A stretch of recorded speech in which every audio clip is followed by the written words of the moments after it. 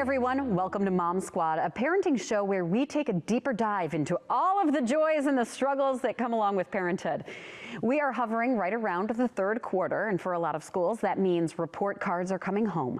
You'll probably be meeting with your child's teachers, getting feedback on their grades and their behavior, but what do they really think of your kids? Today, we take a break from the serious and we talk to a comedian and teacher, Liz Blanc. She is blowing up on the comedy scene for her very honest take about Gen Z. Oh my God, you guys are a friendly crowd. I'm not used to friendly crowds. I teach high school English. You probably wondered why we're doing a parenting segment, and I asked you to be here, but I feel like we need a lot of levity. I do a lot of interviews where we're talking about, gosh, teens are jerks, and there's a lot of stress with parents. And you as a teacher have turned it into comedy. And I've watched a lot of your comedy, and it just brings so much levity to the teenage years. Do you feel that in your stand-up acts and what you do? Yes, I mean, they don't pay me enough not to laugh. Yeah. So, yeah, I mean, these kids give me material all day. I can't help myself. So give me a little bit about your background.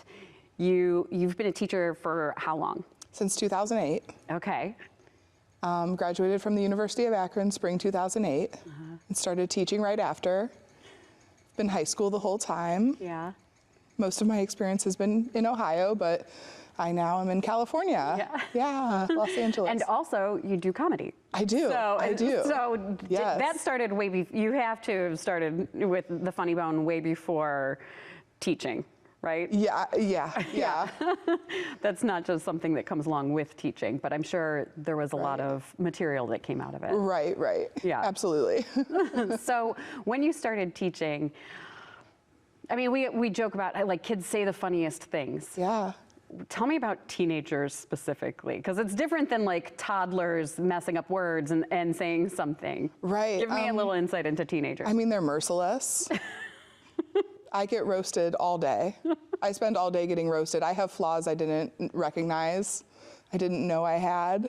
Yeah. I'm very aware of many flaws that I didn't know existed. Yeah. I walked into the classroom a couple of weeks ago and a kid just looked at me and said, "Hi, little head."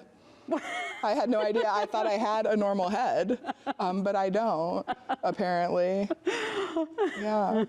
In your comedy, you've pointed out even some of the, probably some of the funniest moments. Do you have a favorite moment that, I'm going to ask you this a couple of times. Like, are there some moments that, like, because we send our kids off to school, we don't know what they're saying to the teacher. Right. And you have a couple stories about what they're saying to you. I have many. Yeah. Many of the things they say to me aren't appropriate for this program. But yeah, I mean, I get roasted all day. They say mean things to me. I asked a kid to put his phone away the other day. He told me he was going to find my house and kill me. I was like, dude, that is wild. That you think your teacher can just have a house in LA like that.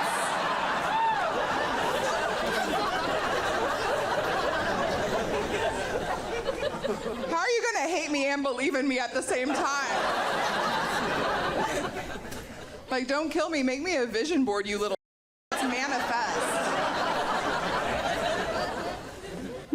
I had one kid I chased all over the school, not successfully, like he was way faster than me, but I knew that he wanted to fight another student, so I just kept like running through the building trying to stop him from fighting, and that's one of my favorite moments. It was pretty funny. Yeah, you, in your stand-up routine that I've been seeing a lot online, really gaining traction, there was a story about a student that said, "You look sad," and you thought he was comforting you. Yeah.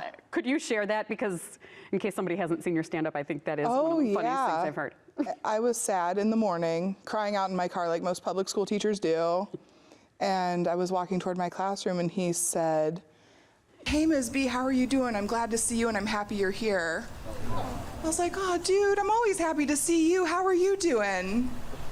He said, "I'm okay, but I can tell my favorite teacher's sad."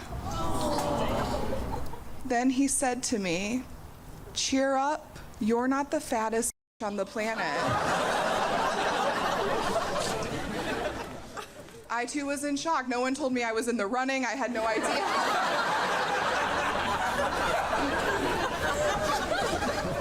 And I was like, thank you so much for your compliment.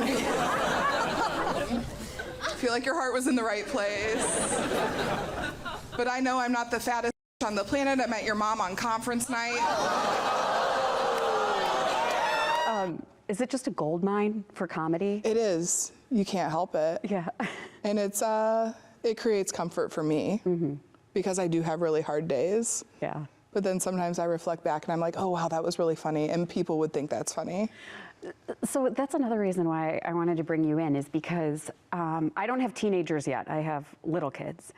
And I have days, yesterday was one of them, where I was losing my mind, where I was just like, you know, the blood pressure is rising and my dad's best advice, my dad is also a teacher, and his best advice to me and my husband when we got married, he goes, find the humor in every day.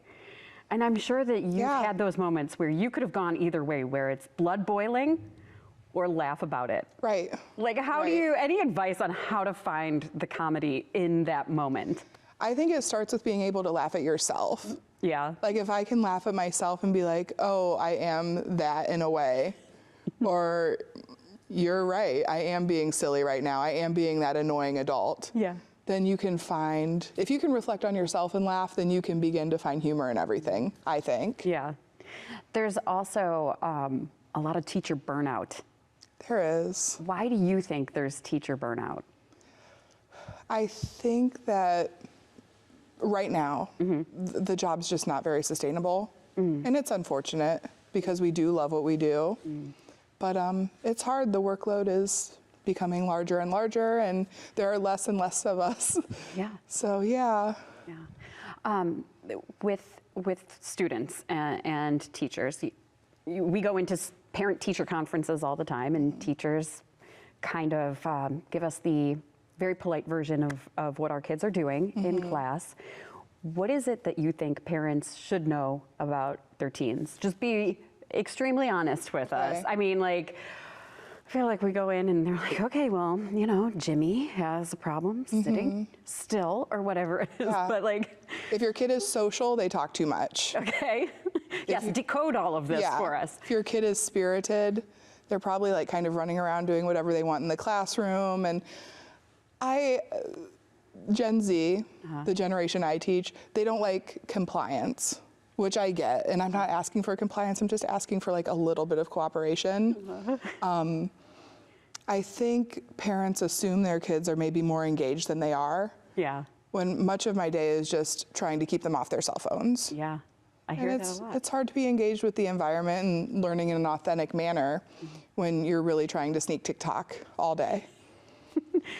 We are old enough now that we're like this next generation. I mean, my husband, it sounds like the oldest man alive, where he's like, these kids these days, you know, and so what do you think is the biggest difference between our generation and the kids who are in high school now?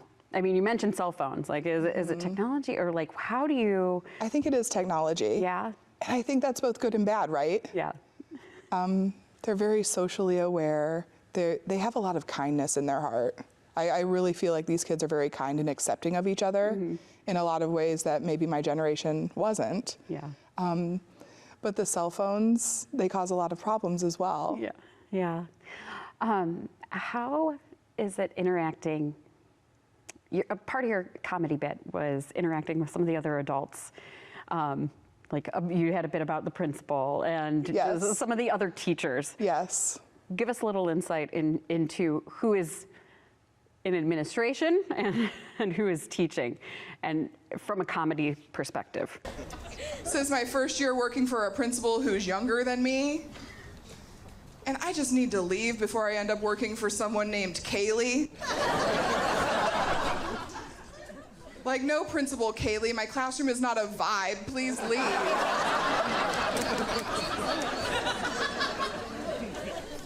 Administrators, I think, sometimes forget what it was like to be a teacher. Yeah. So there are demands that are sometimes made that don't make a lot of sense for the classroom as it is currently. Yeah. And a lot of things are Band-Aids. Like I have that bit about our principal told us that we use the word scholar to refer to the students. We're not going to use words like kid or student. And calling them scholars doesn't make them scholars. Yeah. We're just... Yeah. I'm going to go back to some of the funny moments that, Sure. you have experienced.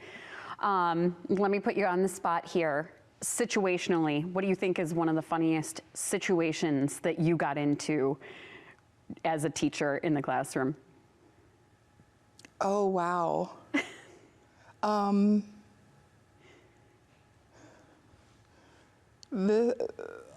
my goodness. There are so many. Breaking up fights or attempting to break up fights was always like hard, but like sometimes they would say the funniest things to each other. You'd have to like really keep a straight face and be serious. Yeah. Watching students roast each other. They come up with the most creative insults. Yeah. Like the ones in my actor word for word. Yeah. Like the kids left and I wrote it down. Anything you can repeat on, I mean, we're streaming, so I don't know what our rules are, but anything you can repeat? Like one kid was like, "You look like a potato chip." And another kid had ripped jeans and he was like, "You look like you got in a fight with a tiger." And those are like the cleanest ones. Yeah. Yeah. Any moments that really warmed your heart as a teacher? Oh, of course. Yeah. Of course. I had a really nice group my last year here in Cleveland teaching.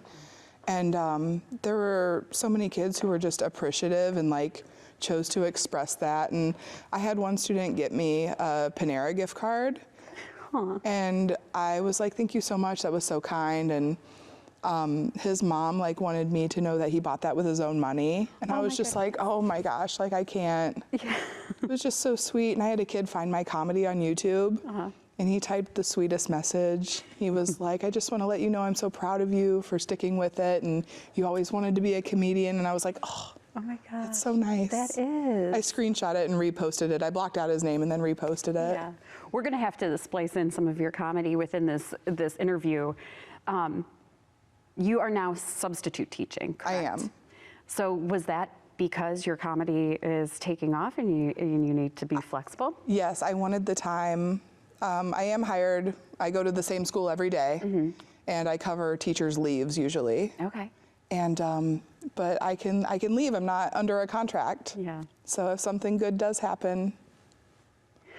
My parents were very supportive of our ideas of what a career should be. It was always like, go out, find your dream, go do whatever it takes. And you're doing that. I am. And what is that like? Because there might be somebody out there watching that either wants to do that or has a kid who's like, "I want to go out to LA and I want to be in movies. I want to be an actor. I want to be a comedian.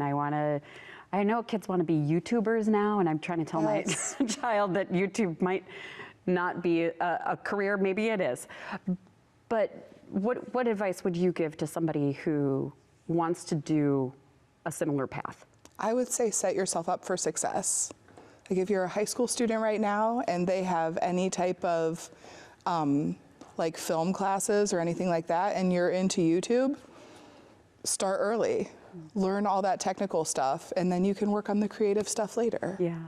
So tell me about your comedy career now. Are you traveling or are you setting up shows? What's I'm that in like? LA most of the time. Okay. But I did get to come home to Cleveland and do a couple shows, which I'm really excited about. I do travel here and there, but mostly in Southern California. Yeah. And it's going well, obviously. It's going well. That's going awesome. well. Do you think you'll ever give up teaching full time? Or I mean, like with the substitute, you know, whatever. You're gonna leave it behind? If comedy works out the way I hope, that would have to happen. Yeah. But I don't mind it. It's fun. The kids are fun. So would you miss the kids? I think so. See, now that makes me feel better. I think I would miss them. Yeah, just because I think we all are like, ah, and then, you know, when they go off to school or whatever during the day, we're like, I miss them. Yeah, of course. I miss my mouthy teenager. Yeah. Or toddler or whatever it is. Absolutely. Awesome. Well, Liz, it was so great to have you in. Thanks for having me. So fun. It was so fun. Thank you. So thank you. If you're watching from the West Coast, you can find Liz touring around the California area. Next week on Mom Squad, you asked, so we deliver. Some of our Facebook Squad members said they needed help when it comes to teens and attitude. One of my favorite experts is weighing in on why teens act out or get mouthy and what you should be doing about it to cut the attitude at home. Also, how to teach them empathy. That's next week, right here on Mom Squad.